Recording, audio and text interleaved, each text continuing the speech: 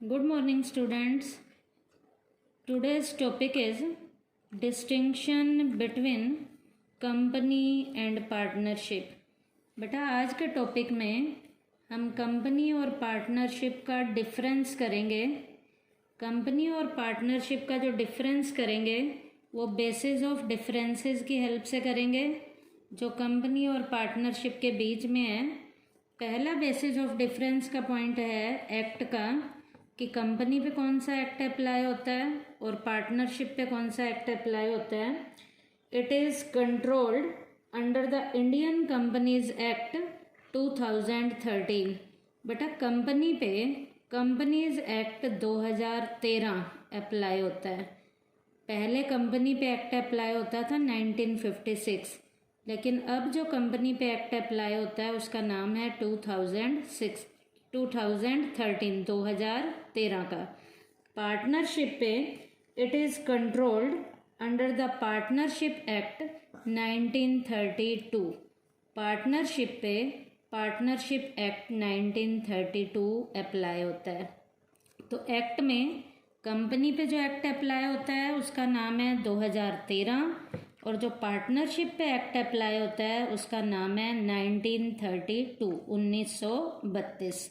उसके बाद बेटा फॉर्मेशन का डिफरेंस है कि निर्माण कैसे होता है, कंपनी का निर्माण कैसे होगा और पार्टनरशिप का निर्माण कैसे होगा। कंपनी की फॉर्मेशन में company is established under law.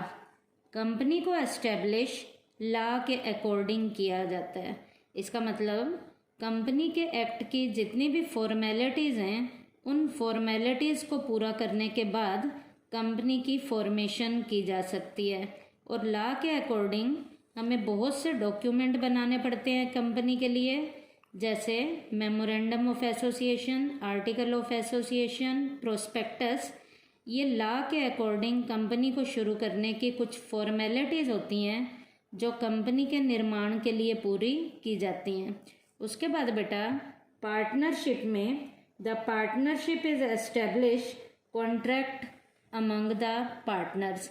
Partnership को शुरू करने के लिए पार्टनर्स के बीच में कॉन्ट्रैक्ट किया जाता है, एक एग्रीमेंट किया जाता है। उस एग्रीमेंट में क्या होता है कि पार्टनर जो है कितना कितना पैसा लेकर आएंगे, पार्टनर्स का प्रॉफिट कितना कितना होगा, कितना वो रिस्क को कवर करेंगे। इस तरीके से पार्टनरशिप को शुरू करने के लिए पार्टनर्स के बीच में कॉन्ट्रैक्ट होता है, एक एग्रीमेंट होता है। तो कंपनी की शुरुआत लॉ के अकॉर्डिंग होती है और पार्टनरशिप की शुरुआत एक कॉन्ट्रैक्ट के अंतर्गत की जाती है। उसके बाद नेक्स्ट पॉइंट है रजिस्ट्रेशन का। कंपनी के रजिस्ट्रेशन में registration of company is essential. Company के रजिस्ट्रेशन के बिना कंपनी की शुरुआत नहीं होती, क्योंकि इसकी शुरुआत के लिए इसका रजिस्ट्रेशन होना बहुत ही ज़रूरी है। तो रजिस्ट्रेशन के बिना कंपनी की शुरुआत नहीं होती।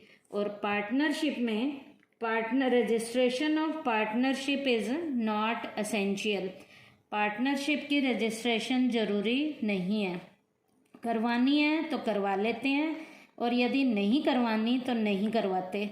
लेकिन फिर भी लोग पार्टनरशिप की रजिस्ट्रेशन करवा लेते हैं, क्योंकि पार्टनरशिप की रजिस्ट्रेशन के करवाने से बेनिफिट मिलते हैं और यदि हम रजिस्ट्रेशन नहीं करवाते तो बेनिफिट नहीं मिलते।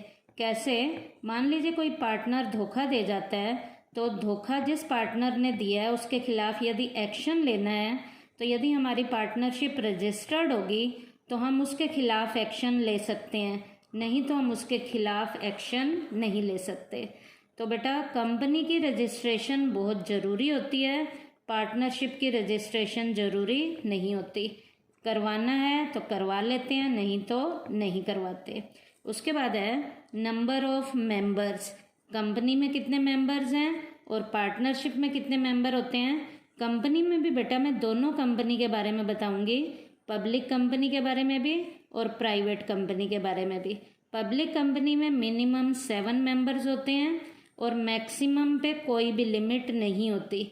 एक पब्लिक कंपनी के मैक्सिमम मेंबर कितने भी हो सकते हैं, लेकिन बेटा प्राइवेट कंपनी पे मिनिमम मेंबर 2 होते हैं मैक्सिमम मेंबर 200 होते हैं, और ये मैक्सिमम मेंबर जो 200 हैं एज़ पर कंपनीज एक्ट 2013 है, कि कंपनी के एक्ट 2013 के अकॉर्डिंग मैक्सिमम मेंबर, और वो भी प्राइवेट कंपनी में 200 होते हैं, मिनिमम 2 होते हैं, और पब्लिक कंपनी में मिनिमम 7 होते हैं, मैक्सिमम की कोई भी लिमिट नहीं होती। उसके बाद बेटा पार्टनरशिप में मिनिमम मेंबर 2 होते हैं, मैक्सिमम मेंबर 50 होते हैं, कम से कम 2 मेंबर और ज़्यादा से ज़्यादा जो है 50 मेंबर। 50 मेंबर से ज़्यादा मेंबर पार्टनरशिप में नहीं होते, और मिनिमम मेंबर 2 मेंबर का होना ज़रूरी है। उसके बाद बेटा लायबिलिटी पॉइंट है डिफरेंस में। कंपनी में लायबिलिटी जो है बेटा शेयर होल्डर्स की लिमिटेड होती है, तो क्या कहेंगे, liability of the share holders is limited in company, and in partnership liability of partners is unlimited. बेटा यहाँ लायबिलिटी जो लिमिटेड है, इसका मतलब शेयर होल्डर्स की पर्सनल प्रॉपर्टी में से कभी भी लॉस को कवर नहीं किया जाएगा। कब? जब कंपनी की एसेट्स कम हो और लायबिलिटी ज़्यादा हो। तो ये कंपनी का बेनिफिट में आता है कि शेयर होल्डर्स की लायबिलिटी लिमिटेड होती है, इसका मतलब लॉस की रिकवरी शेयर होल्डर्स की कभी भी पर्सनल प्रॉपर्टी में से नहीं की जाती।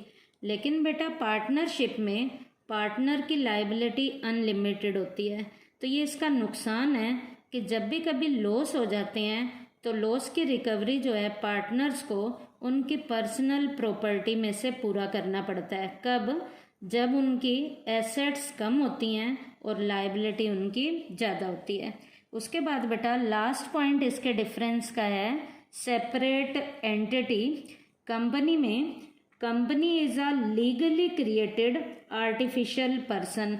आप सबको पता है कि कंपनी जो है एक लॉ के अकॉर्डिंग बनाई जाती है, और कंपनी को बनाने वाले जो भी लोग हैं जो कंपनी में एज अ मेंबर काम कर रहे हैं, जो लीगली लेवल पे सारे काम कर रहे हैं, तो कंपनी एक आर्टिफिशियल व्यक्ति के रूप में, एक बनावटी व्यक्ति के रूप में कंपनी की स्थापना की जाती है।